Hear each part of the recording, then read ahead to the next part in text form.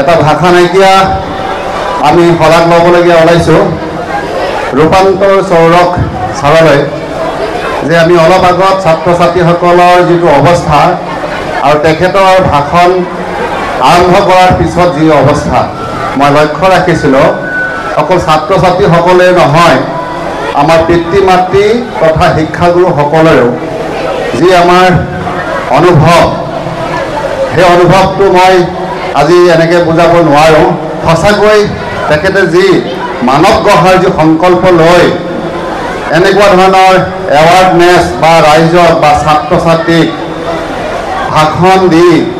এটা মনোবল বৃদ্ধি কৰি ছাত্ৰ ছাত্ৰীসকলক ভাল মানুহ গঢ়াৰ যি প্ৰয়াস কৰিছে মই ধন্যবাদ দিছোঁ মই তেখেতক শুভেচ্ছা দিছোঁ তেখেতক দীৰ্ঘায়ু কামনা কৰিছোঁ যাতে এনেকুৱা ধৰণৰ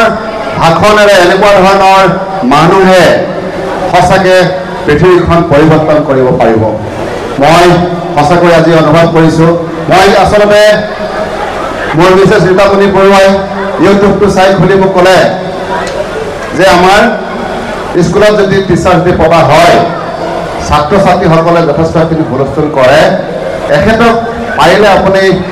মাতিবচোন ছাত্ৰ ছাত্ৰীসকলৰ উপকাৰ হ'ব নেকি মই অলপ সময় চাই দেখিলোঁ সঁচাকৈ কিবা এটা কামত আহিব আজি মই স্বচক্ষুৰে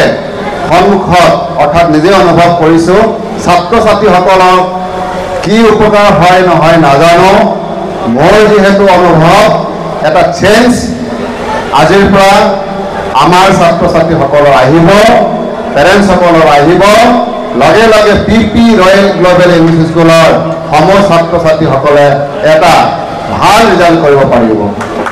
ধন্যবাদ সকলোকে পুনৰ ধন্যবাদ দিছোঁ